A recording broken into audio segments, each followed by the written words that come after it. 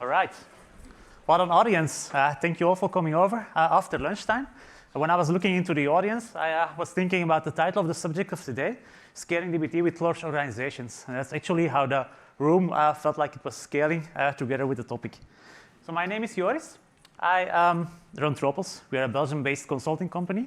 We're actually DBT early adopters. I think it was 2017, 2018, when we started off with DBT because we started with Snowflake.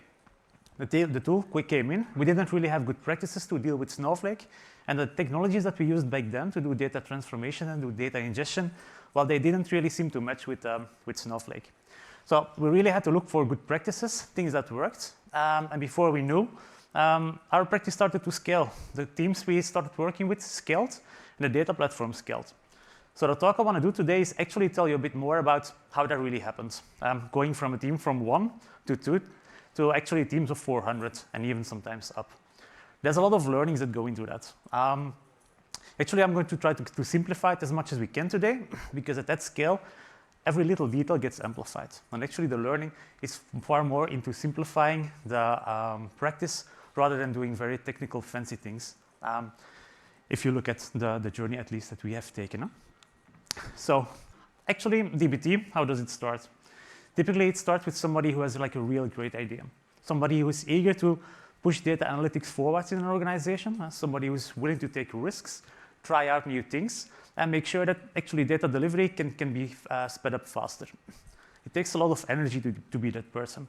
It takes a lot of guts. You need to convince people. You need to make sure you get a budget. You can get new technology in. You can do that pip install on your own laptop, and then make sure that your actual first data product gets delivered. You can hold that on for a while, and you can be that person. You can push really hard, but you're only one person. And after a while, you will become popular because you will speed up things. Your data products will go to market way faster. And that's the moment where you start typically looking to blog posts. Many people have great ideas, and medium.com is full of these great ideas people have blogged about, these small architecture diagrams, techniques that people tried out and that seem to have worked.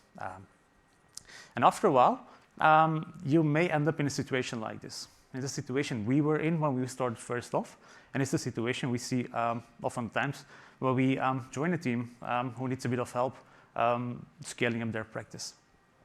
And this picture is intentionally very technology-driven. And because if you start with DBT, typically you do it out of a passion for technology. And you have seen that these things like software engineering practices, they work for software teams. You have seen that writing code is way faster than working with the graphical user interface. And you've heard about Kubernetes. You've heard about doing open source. You've heard about doing these EC2s on AWS and all of these things that are very technical.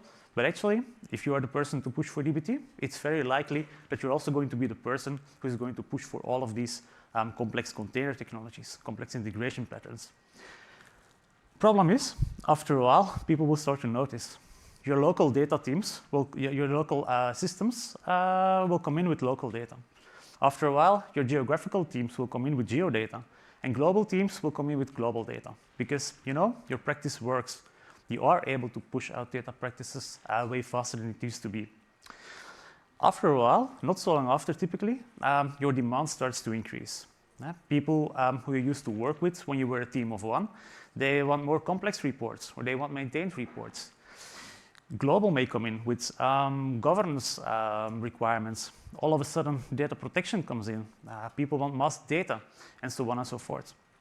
And actually, after a while, you will have noticed that all of these great efforts that went into setting up DBT from a one-person point of view into a cloud point of view with an orchestration layer put on top of that and to make sure all of the DBT tasks, they are coordinated, it doesn't scale after a while. And the room may be on fire. We've been in that situation a few times when we started off, 2017, 2018. We have seen a few people who are in that situation at the moment. And it's a very unfortunate situation to be in because it was actually very avoidable. The problem is you will change heads if you're in that position before you know. And whatever started out as being an innovator will turn into a role that is actually wearing all hats. And if there's one thing we learned about scaling up DBT in larger teams, that it isn't just about doing the technology. It's about governance. The technology works, That's proven in the combination with new data platforms like Snowflake and Databricks. It definitely works, but it's a matter of organizing yourselves as a data team. And actually, if you're deep into DBT and you're really good at writing code, some of the ideas we may be sharing, they may be a bit simplified. But remember, if you are working at EMEA scale or sometimes even global scale, every little detail will be amplified. If you are the person to lead a DBT transformation track, you will be the person who will get contacted first. So you want to make sure that every idea you push forward is as simple as possible, whereas it can be tuned afterwards if the needs would arise. So if you're in that situation or you want to avoid ending up in that situation, maybe it's a good moment to just take a step back and look at what DBT is actually promising. And I just want to start out with just one buzzword here, and that's the shift left idea. Many of you may have heard of shifting left. It's a very popular idea in software engineering, and it actually means that we are going to shift the focus from what we are doing in our legacy practice, putting a lot of emphasis on testing whatever we are going to build and deploying whatever we are going to build, into being more upfront, trying to plan more, trying to think more about testing upfront, designing testing upfront, and making sure that whatever we are getting built is actually going to be resilient when we start continue building on that. It's actually a cultural shift.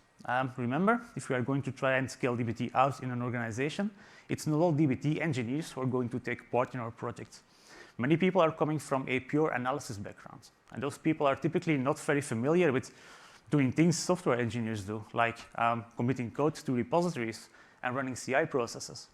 And other people who are actually a very interesting audience to start working with, say the Hadoop engineers, the Java people, they may be very familiar with that, and they may actually be overemphasizing some of the practices that we would like to simplify. So it's actually, in our opinion, super interesting to make sure we get started from a clean slate, make sure that this idea of shifting left is laid out well from the beginning, and take it from there. And actually, I would like to take a few examples of a few things we have been doing in the past to make sure that this idea can land a bit. So if you have such a entangled DBT setup, and you want to make sure that everything can get started clean, actually it's important to make a distinction between who is going to set up the governance processes, who is going to set up the guardrails, and who is going to use it afterwards. And we like to split the actual practice of a large DBT team actually into a central capability team and a number of local engineering teams. And the central capability team is a team who's actually leading the hows and the whys of the DBT project. This is a team that is actually thinking about what are we going to build in DBT, what is the blueprint that we are going to use, how far are we going to push it, and how does it actually interact with the other ecosystem components. Because remember, it's not just DBT, it's DBT in combination with your modern data platform. It's DBT in combination with your data observability platform. It's DBT sometimes maybe even in combination with your cloud platform. But it's also DBT in combination with your governance and your compliance frameworks. Sometimes it's even DBT in combination with your ISO auditor. And this is what a central capability team should do. If they do this job well, they can set standards and blueprints so that local engineering teams can work within those boundaries and can work within a safe space. Of course, things are not set in stone, and these things need to be iterated over a while. So the central capability team actually has to run ahead of the curve, but does not have to be this ivory tower that it sometimes can be. It's very important to be very empathic if you're in the team and make sure that you can actually understand and guide your local engineering teams afterwards. We deliberately put the central capability team on top of the modern data platform team, because we feel like it's a specialty by itself. Right? It doesn't really make sense to try to be very good at governing DBT at the same time as you try to be very good at managing, say, network infrastructure for your cloud service layer, or try to do cybersecurity very good and make sure that, unexpected effects can come in when you try and use DBT core in your larger platform.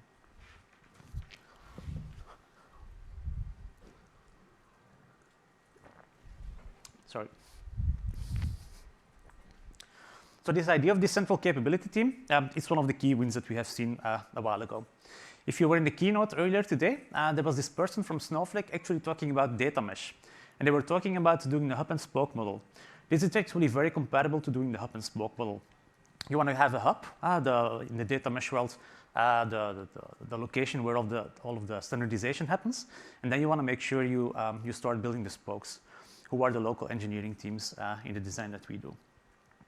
Of course, very close interaction with your cloud infrastructure teams, but not being part of that. And they're totally separate responsibilities. They do not scale really well. Well, the practice we need to do as a DBT team does not scale really well in combination with what a cloud infrastructure team should do. So we'd rather put them apart and make sure we can get a bit of focus, actually. So I've already spoken a bit about this, and we can be very brief about what a central team should do. It's actually building the processes, building the blueprints, and capturing the feedback. Processes is, of course, far more than just doing data transformation. It's far more than doing DBT macros. It's just making sure that if you are going to engineer, you are going to engineer as a team, and the team can make progress as a team. We'll have an example on that. The capturing feedback part is maybe the most important part of it all. So a few slides back, I was mentioning the idea of governance being more important than doing technology. Well, capturing the feedback is actually the way to make sure that your data platform keeps evolving. When you start with your first iteration, your first sets of ideas of how you should start on your DBT journey, it's never going to be final and set in stone, and it's not ever going to work for everybody in the same fashion. So you really want to make sure that after a while, you start getting your audience, you start getting the small subcultures, and the people who come from a Hadoop background, the people who come from a traditional data warehousing background, and make sure you can start tailoring and optimizing specifically to their needs and their backgrounds. So we like to think about DBT in a few silos and organize DBT as such.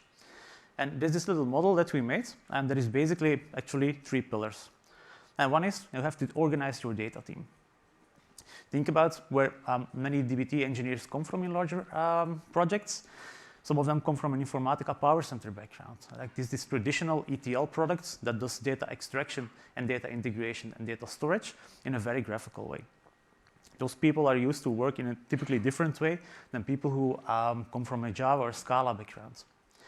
So you want to make sure that you have some kind of a working model that can actually work for everybody, and where everybody feels at home, and where everybody feels like they can contribute something meaningful to do the DBT rollout. If you organize your data team, that team actually has to build something. And there's a lot of things you can build in DBT, and there's a lot of deviations you can take into DBT, and a lot of debate actually as well, so where DBT ends and where like other technologies should start picking up.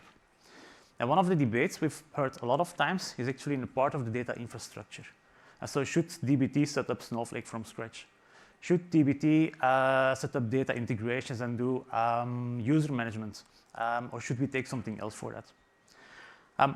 Our opinion is to be very pragmatic in this and tie it to governance. If you're a smaller organization, DBT can do a lot. If you're a larger organization, probably you have infrastructure teams. Probably you have information security teams that have their own processes already, that are doing their own governance already.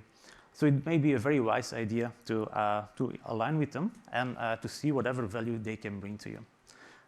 In one of the last examples I'll discuss today, there's going to be a link with information security teams and privacy teams as well. So all of the things in red here on this slide are things that we consider to be part of a larger rollout team, but we took data infrastructure as part of this. Data ingestion is something you can drive with DBT.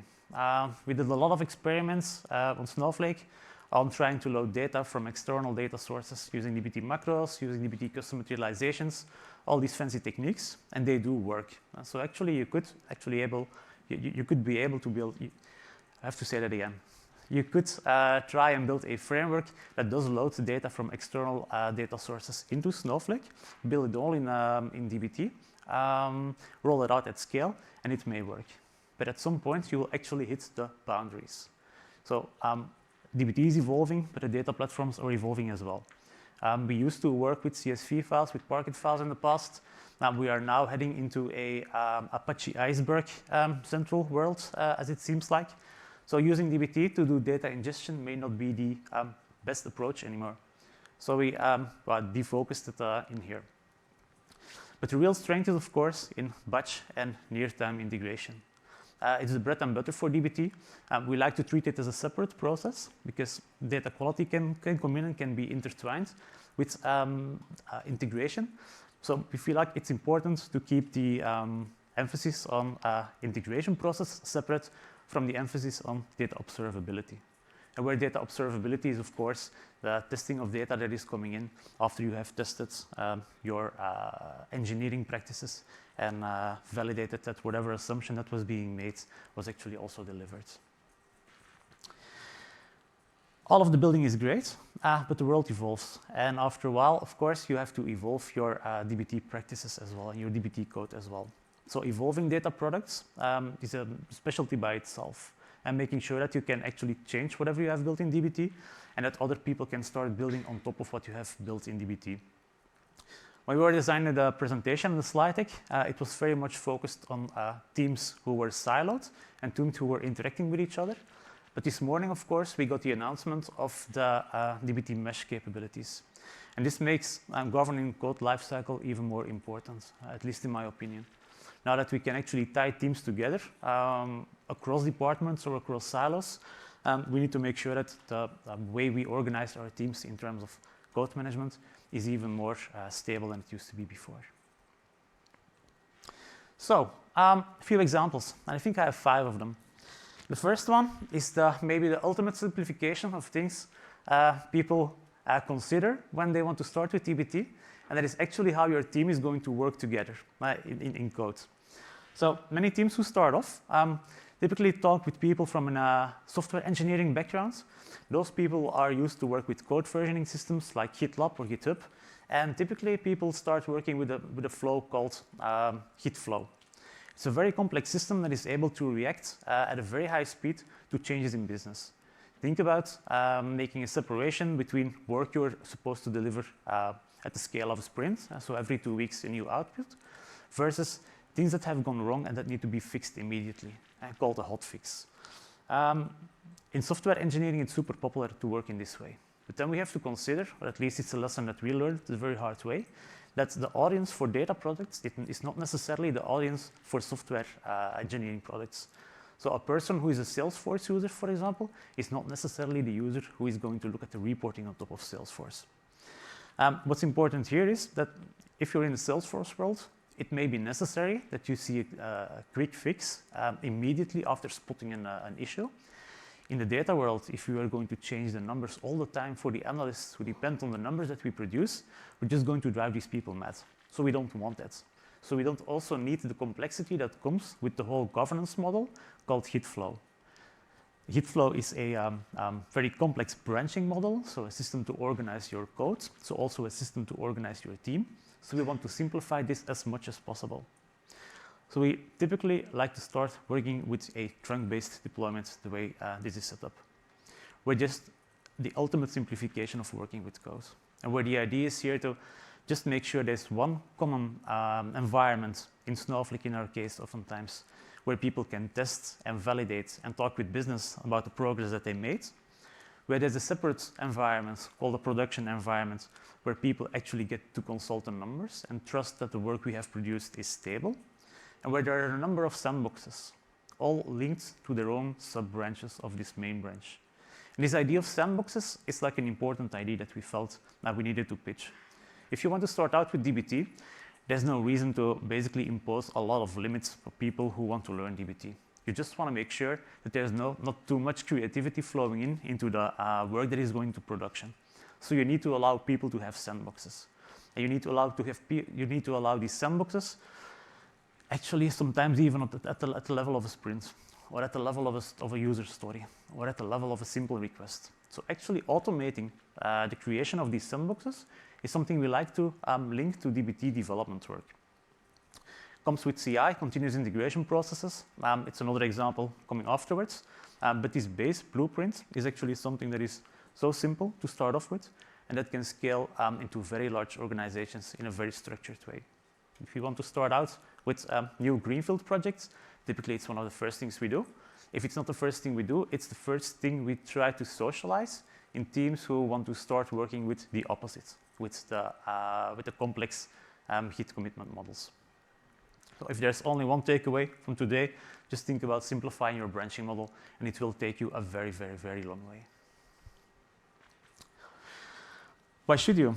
Actually, because a lot of the work that is tied to this branching model is driving all of the automations that are related to being so performant on working with dbt. So the reason why many companies start working with Snowflake or Databricks in the first place is because of the promise to go to market way faster with new data products. And going way faster with new data products means that as a delivery team, we continuously need to keep on delivering. So we don't need to, actually there shouldn't be a need for us to keep on looking at what we've done in the past when we try to release something new. We just need to make sure that whatever we do is consistent with whatever we've done in the past. And if it's not consistent, some automation should tell us. It should not be us or our data team or our data product manager who is going to look at the checklist and going to validate a number of things that may have gone wrong in the past. So these things are called CI strategy, continuous integration strategy. It's a session by itself, but by simplifying the branching model, the CI model can be simplified by a lot. If you do this on your laptop, if you do this with a team of 2, if you do it on your first data set, details will not get amplified. If you do it at petabyte scale, if you do it in the wrong way, if you don't think about how you structure your code in your branching, once you're going to do this CI thing, your costs may explode on Snowflake. Your costs may also explode on Databricks, and it may even happen on BigQuery. So really being super concise in this very early phase and just cutting away all of the fat from the bone, let's say, is going to be very valuable down the road. Tied to this is another type of standardization. So if you do this kind of dbt projects and you're going to work for a very large company, chances are that you're going to build the project, but that you're not going to maintain the project afterwards. It's typically other people, other teams, maybe offshore, maybe nearshore, who are going to pick up your work and move on. And even if your own project is going to become a bit bigger, it may well be that people will join your team and that people will go away after a while from your team. So you want to make sure that the codes and the practices that you use in your team to build your data products are as standardized as possible. We're all writing SQL code, we're all writing Jinja code, sometimes even Python code mixed in between. So there are an endless array of code styles that we can apply when we do our work. It's also very complex to pick up an endless variety of coding styles when you're new to a team, when nothing is documented.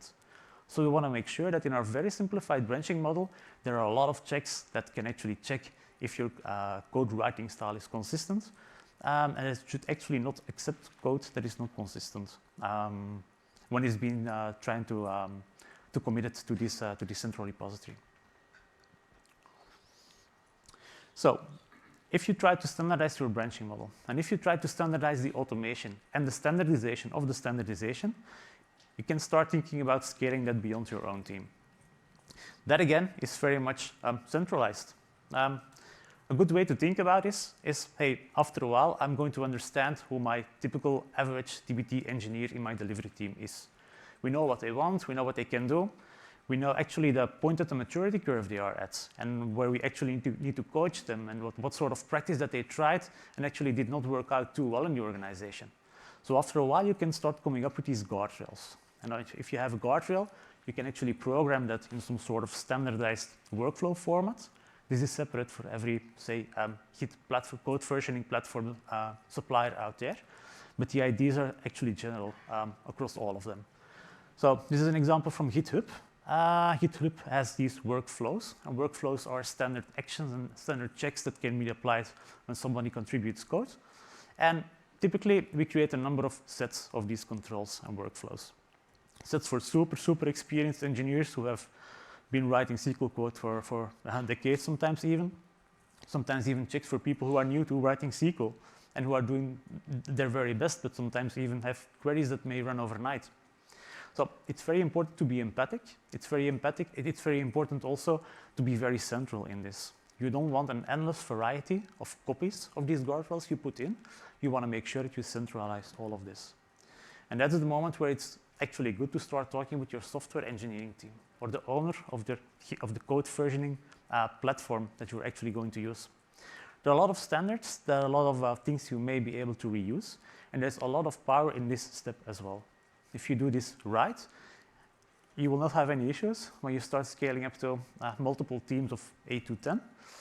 If you overlook this, you will end up in some kind of a spaghetti down the road that is actually very hard to fix, and that is to standardize the standardization. It took us a while to realize this, actually.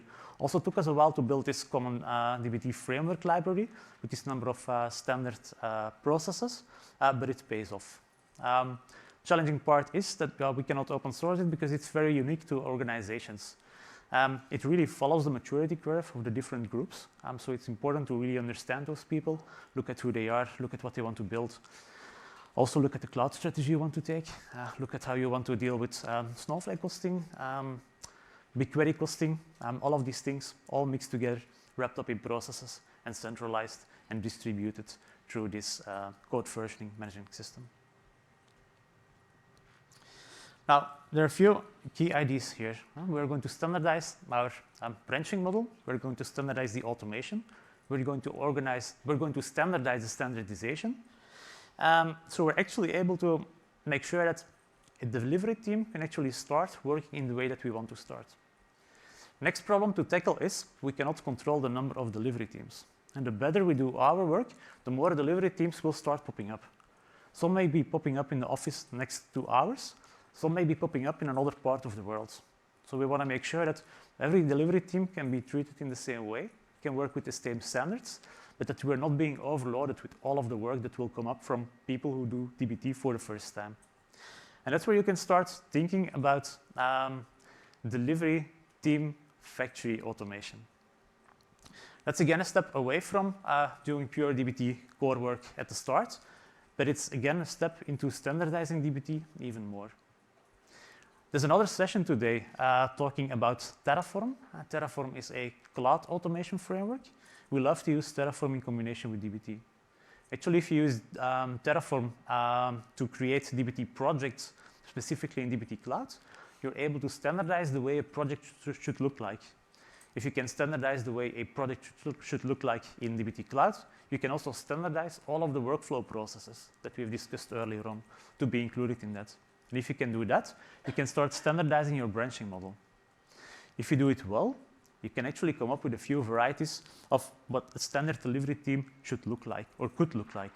And it's oftentimes more than enough to just get a team kick-started. Launch the idea, get DBT out, make sure people can start working, can play around, start building their own part of their data mesh, and follow up while they are going at that. Big advantage of using this approach is you don't have to look at the technology or at the mistakes people could make when they start working with technology for the first time, but you can actually start coaching them on improving on their practice. And while you do, you can actually start improving your own workflow practices as well. Now, if you have standardized the way a project can be set up, and we have set up guardrails, there's one last problem to tackle. Well, problem, it's actually an observation, and it's culture. So some people are very mature at writing code, and they love to write code in VS Code, in Vim even, or Emacs or Nano, one of these very black and white screen oriented code editors. If you're great with automation, if you're like super abstract for years, it's the only place where you want to live as an engineer. But it's not all of us. Some people are new, some teams have to scale up really fast, and some teams really need some kind of a visual guardrail as well, because it's just way more comfortable to be productive in that area. In the past, we have seen a lot of, say, battles between I'm doing DBT from the CLI and I'm doing DBT from the web interface. Unnecessary battles, actually, if you look at it all from hindsight, because it's all people contributing to the same data platform. So a last step we would love to take after we have automated the way projects are set up is actually making sure that using the CLI flavor of DBT integrates really well with doing the cloud flavor of DBT.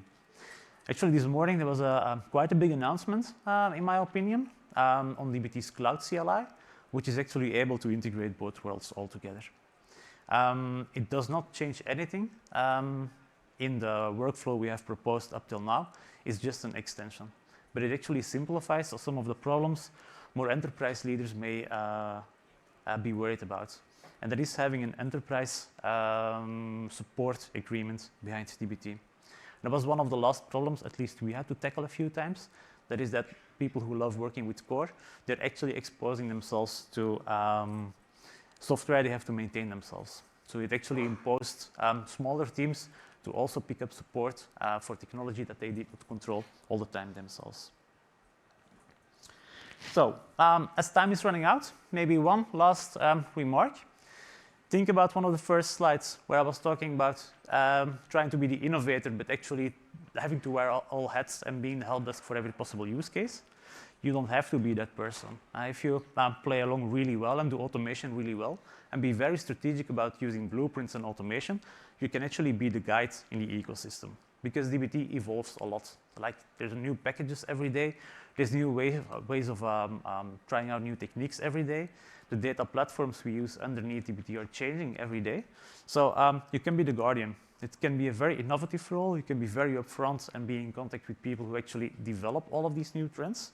And you can start building practices and socializing practices.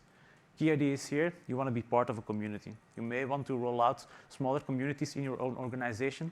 You may want to be part of the dbt community itself as well. You will notice that after a while it will become too much. And then I think it's needless to say, but maybe there are new people or people who are new into the dbt community here in the room. So there's like a lot of support to be found online in the dbt Slack, specifically in the advanced dbt help channel, which is a very low entrance level type of very friendly channel for people to help out with. So that was in a nutshell a few key ideas, a few learnings that we saw while sharing dbt in larger organizations. But there's of course a lot to be discussed. It's one of the pet projects we have internally, and making sure we can come up with a practice that scales really hard, but it's also sometimes a unique position to be in. So if you are in the same situation and you want to discuss governing dbt at scale, I would be more than happy to just have a coffee with you after the session. And if not, you can just find us online and say hi, and maybe we can connect over a few things that connect us. Thank you for your interest.